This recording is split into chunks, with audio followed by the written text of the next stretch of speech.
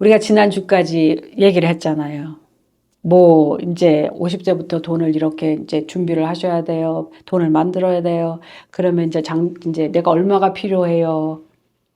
그 얘기까지 다 했잖아요.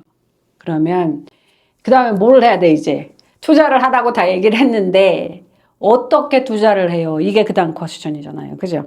모든 투자를 하는 데 있어서 어드바이저들이 financial professional들이 물어보는 리스크 톨러런스라는 게 있어요. 그게 뭐냐면 제가 그거를 트랜슬레이트 한 걸 보니까 투자 위험 감수성 그렇게 얘기하더라고요. 설문지를 해요. 보통 이제 만나면 제가 여러 가지를 물어보겠죠. 물어보는데 그 중에 하나 꼭 들어가는 거가 투자를 하려고 하는 사람이 있다고 하면 그죠? 물어보는 거가 투자 위험에 대한 이해도 그리고 본인의 성향을 테스트하는 거 물어보는 거예요.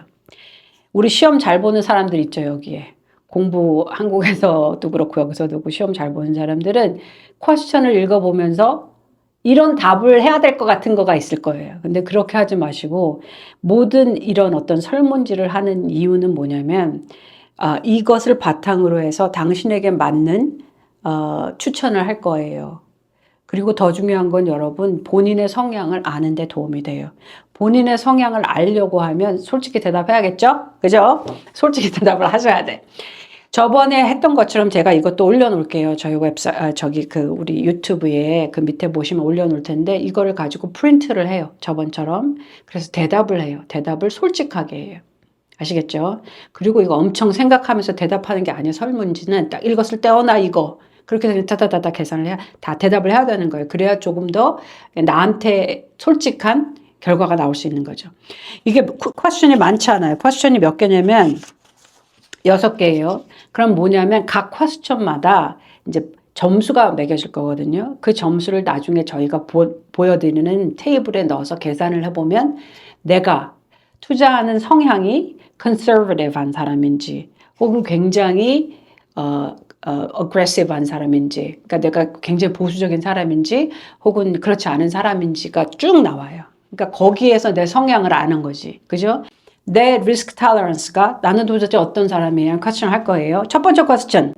지금 포트폴리오 A, B, C, D, E, F, G 그죠? 둘, 넷, 여섯, 7개가 있어요. 이 중에 여러분 하나를 선택하시라는 거예요. 뭐냐면 내가 10만 불을 넘버원은 내가 10만 불을 투자했을 때 1년 뒤에 예상되는 잠재적 수익 또는 손실 범위 그걸 적어 놓은 거거든요. 1번은 뭐냐면 포트폴리오 A는 잠정적 손실이 마이너스 5천 불이야. 그럼 5%란 뜻이죠. 5%고 잠재적 수익률이 10,000불이야. 그럼 이거는 마이너스 5%에서 플러스 10%까지를 예상하는 포트폴리오를 정한 게 포트폴리오 A예요. 쭉 내려가면 포트폴리오 G가 제일 aggressive 하다고 볼 수 있겠죠. 뭐냐면 마이너스 24%. 잃어버리는 잠재적 손실이 24,000이고 벌 수 있는 게 49,000이에요. 49%라는 거예요. 이 중에 내가 원하는 걸 적어요. 추세. 예를 들어서 저는 마지막을 선택했어요. 그런 다음에 넘버 2는 뭐냐면 인플레이션이 일어나잖아. 그러면서 이제 구매력을 감소시키잖아요. 그러면 인플레이션이 투자에 미치는 잠재적 영향에 대해서 어떻게 생각하셨어요? What do you think about it? 인플레이션 하는데 인플레이션 생기면은 나 투자가 어떻게 돼야 되지? 요거에 대한 퀘스천이에요. 뭐냐면 이 중에 제일 나한테 맞다고 생각하는 걸 선택하면 돼. 이번에 첫 번째 선택할 수 있는 게 투자 수익이 인플레이션의 보조를 맞추는 것에 만족합니다. 요게 선택이에요. 그 다음 읽어보시고 두 번째는 투자 수익이 인플레이션을 능가하기를 바랍니다. 그걸 위해서 어느 정도 짧은 시간 손실을 기꺼이 감수할 수 있어요. 요거거든. 세 번째 초이스는 뭐냐면 투자 수익이 인플레이션을 크게 능가하기를 바랍니다. 그거를 위해서 짧은 기간 동안에 막 마이너스 24% 혹은 마이너스 40%는 거를 감수할 만해요. 요거예요. 저는 마지막을 선택했어요. 3번에 뭐냐면 우리가 투자하는 포트폴리오를 정할 때 이제 상당 부분이 증권에 투자가 됐다고 생각해요. 그러면 증권이 뭐 이게 스탁도 될 수 있고 채권도 될 수 있죠. 여기 했는데 주식 시장이 3년 동안 50% 하락하는 좀 롱텀, 3년이면 좀 긴 기간이잖아. 그런 어떤 침체를 겪는다면 어떻게 하시겠어요? 첫 번째 선택할 수 있는 거는 포트폴리오의 모든 증권을 매도합니다. 팔아버리겠어요. 두 번째는 한 절반만 팔래요. 세 번째는 그냥 킵할래요. 네 번째는 저렴한 가격을 활용하기 위해서 더 살래요. 저는 마지막을 선택했어요. 그러면 이제 넘버 4가 다시 똑같은 이제 증권, 내가 투자하는 거 대부분이 증권에 있는데 주식 시장이 한 달에 평균 2%씩 계속 하락을 해. 1년 동안 24%를 하락했다고 그죠. 무슨 얘기냐면 이게 아니고 뭔가 이러는 거지. 계속 내려가는 거예요. 그러면 어떻게 하실래요? 여러분은 어떻게 할래요? 첫 번째가 증권을 다 매도하고 24%의 손실을 확정합니다. 1년 지나면 다 팔아버린다는 거지. 24% 손해보고 말래. 이 뜻이지. 두 번째는요. 절반만 매도할래요. 근데 세 번째는 아무것도 안 할래요. 그냥 기다릴래요. 난 기다린 거에 익숙해요. 네 번째는 더 투자합니다. 증권이 12개월 전보다는 지금 24% 싸잖아. 클리어런스 세일을 하는 거잖아요. 그러니까 난 더 살래요. 저는 마지막을 선택했어요. 여기서. 지금 더 투자합니다를 선택했어. 그러면 그 다음에 이제 다섯 번째 퀘스천은 뭐냐면 공격적인 투자는 우리가 히스토리를 봤을 때 히스토리가 똑같이 반복은 안 되지만 저번에 말씀드린 대로 히스토리가 라임을 한다는 거예요. 뭔가 비슷한 그 성향들이 나타난다는 거죠. 그러면 aggressive 투자, 공격적인 투자는 단기 기간 동안에 이게 심할 수 있다는 거예요. historically는 그렇다는 거지. 그렇지만 롱텀으로는 그 수익률이 좋았다는 거죠. 공격적인 투자가. 이럴 경우에 포트폴리오 가치의 변동에 대해 어떻게 생각하십니까? 퀘스천이에요. 이거 자꾸 바꿔 이렇게 되는 거가 변동이 많은 거 어떻게 생각하냐? 첫 번째는 저는 가치 손실 가능성을 최소화하고 싶습니다. 이렇게 좁았으면 좋겠어요. 두 번째는 잠재적으로 유리한 수익을 추구하기 위해서 중간 정도의 손실 위험을 감수할 수 있습니다. 마지막은 뭐냐면 저는 롱텀으로 봤을 때 그 이익률이 잠재적인 포텐셜이 제일 많은 그죠? 그 큰 손실을 감수할 수 있어요. 그것을 위해서 왔다 갔다 되는 큰 손실들을 감수할만 합니다. 요거예요. 저는 마지막을 선택했어요. 그 다음에 마지막 퀘스천이 뭐냐면 이게 되게 중요한 거죠. 이 투자 가능한 자산에 대한 투자 기간은 얼마입니까? 이게 무슨 뜻이냐면 돈을 넣어놓고 언제까지 그냥 모른 척 할 수 있어요. 그냥 기다릴 수 있어요. 요거거든요. 그러니까 우리가 55세 이상이면 뭐라고 했어요? 대부분은 적어도 10년 이상, 15년 이상 혹은 20년을 일을 할 사람들이라는 거죠.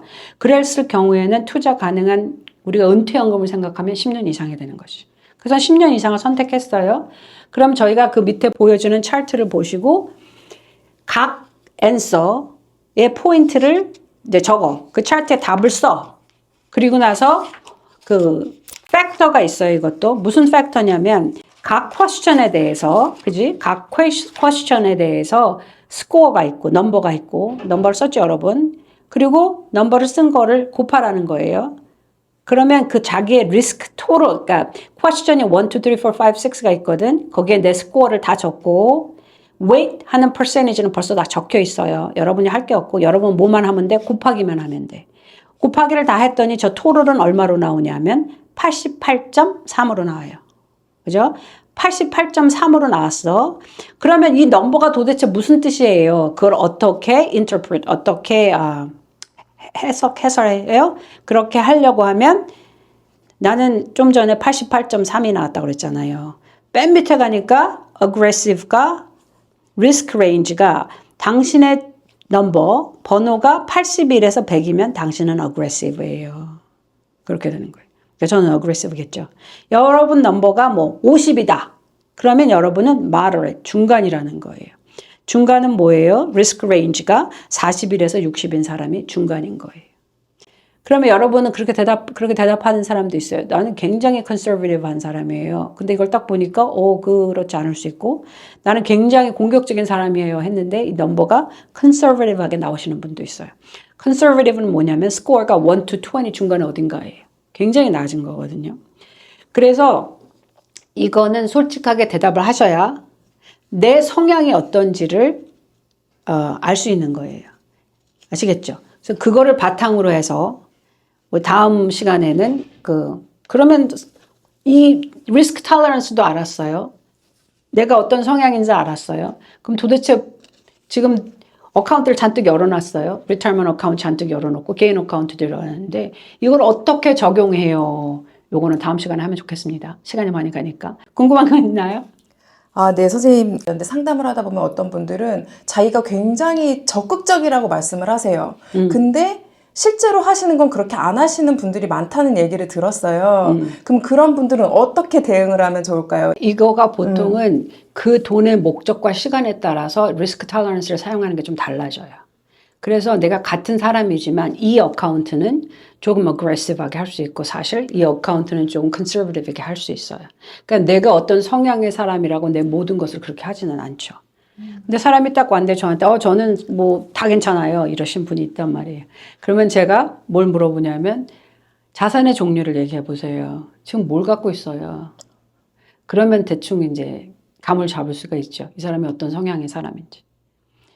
그게 첫 번째 퀘스천 저는 손님을 만났을 때. 그리고 이제 이거를 보고 나서 저 그런데 사실 모든 거는 다 어그레시브 하지만 타임이라는 게 타임라인이 중요한 게 뭐냐면 사실 난 이 돈이 1년 내에 필요해요. 그럼 이게 확 변해져 버리는 거예요.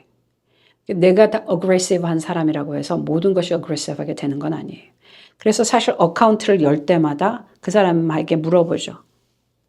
이제 똑같은 걸 물어보기도 하고 이제 아니면 이 중요한 거는 타이밍하고 내가 써야 되는 시간 그리고 이제 이걸로 뭘 할 건지인 거예요. 그거에 따라 조금씩 달라질 수 있어요. 이거를 지금 리스크 톨러런스로 물어본 거는 이 사람의 기본적인 성향을 물어본 거죠. 이제 거기에 이제 더하기 빼기가 되는 거예요. 실제적으로 투자 레커멘데이션을 한다고 하면 그러지 않겠어요, 여러분? 돈에 쓰이는 게 다 다른데 이제 그렇게 되긴 합니다. 네. 근데 선생님 그러면 만약에 그 시간이 중요하다고 하셨잖아요. 지금 계속. 그런데 제가 처음에 이제 투자를 할 때 10년 정도를 예상을 하고선 했지만 중간에 이게 마켓이 내려가 버리면 좀 불안한 아무리 제가 그거를 마음을 먹었다고 하더라도 불안한 마음이 생길 것 같아요. 그렇죠, 그렇죠. 그러면 그때는 좀 조언을 해주실 수 있을까요? 그 시간을 어떻게 넘길 수 있는지. 불안한 마음이 왜 생기겠어요, 여러분? 뉴스를 들어서 그러지. 뉴스를 듣고 또 왜 불안한 마음이 생겨요? 옆에 사람을 자꾸 보니 왜 불안한 마음이 생기죠? 그럴 때는 그냥 뉴스를 안 듣는 게 상책이야. 네. 중요한 거는 뭐냐면 그러니까 맨 처음부터 내가 이걸 왜 했는지를 이제 리마인드 할 필요가 있는 거예요. 내 타임라인은 뭐였지? 그리고 이거가 그대로가 지금 이렇게 하는데 아직 시간이 있네. 그리고 또 하나 도움이 되는 거는 historical value를 보면 도움이 돼요. 그리고 나서 이제 좀 더 aggressive 한 사람이라든지 좀 더 involved 된 사람들. 나는 좀 더 알고 싶어. 그런 사람들은 이제 볼 수 있는 지표들이 있죠. 지표들이 뭐겠어? 내가 개인적인 어떤 어떤 회사에 투자를 하고 있다고 하면 그 회사들이 quarterly 하는 earnings call이 있어요. 근데 그런 걸 들어본다든지 회사 프로젝션을 이런 게 도움이 될 수 있고 대부분은 이렇게 individual stock을 사진 않잖아요. 그럴 경우에는 그냥 좀 sit-back 하는 거예요. 그거를 여러분이 보통 이제 우리가 많이 알고 있는 S&P 500 이런 회사들은 그 회사를 만든 그거가 들어갔다 나갔다 하는 거예요. 여러분은 알지 못하는 사이에. 그렇기 때문에 이 회사 망하면 어떻게 저 회사 망하면 어떻게 이게가 좀 이렇게 컨트롤이 되는 거죠. 우리가 모르는 사이에. 그래서 내가 어떠한 펀드 그러니까 뭐 500개 회사, 뭐 1000개 회사 이런 걸 갖고 있는 사람들은 막 이런다고 해서 그냥 좀 놔둬야 되는 거지. 그걸 자꾸 불안한 마음이 생기는 거는 내가 불안한 마음이 생기는 마음을 갖고 여러분 유튜브를 틀거나 소셜 미디어를 보면 그런 것만 떠요. 그러면 더 이제 내일 세상이 망하는구나 이렇게 생각되거든요. 그렇기 때문에 그냥 조용히 계시면 된다고 저는 생각합니다. 네. 대답이 됐나요? 네, 감사합니다. 네, 오늘도 함께 해주셔서 감사합니다.